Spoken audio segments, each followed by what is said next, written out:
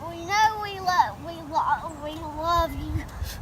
Thanks again for tuning in to Jack Bradley Agency's vlog. It's been a little while since we posted, but after 2 inches of rain last night, wanted to make a little video here looking at an old house we came out to this morning that we're checking out.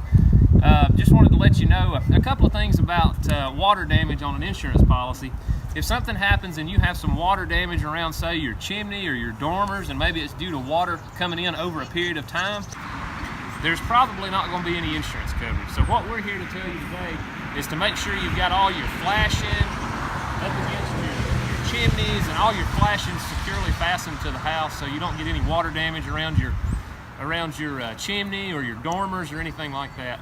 So Hamp and I are out here. We were checking this old house that we have and just making sure we had all the paint in good shape and had all the drainage away from the house, so the water gets away from the house and doesn't cause damage over a period of time.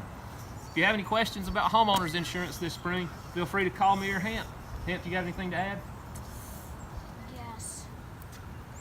Keep houses dry. Yeah. Make sure they're sealed up. Is that right? Is right. Don't keep those lights safe and not damaged. Yep, keep the lights safe and not damaged. That's what Hamp has to say. Thanks again, John and Hamp. We'll talk to you soon. Bye-bye.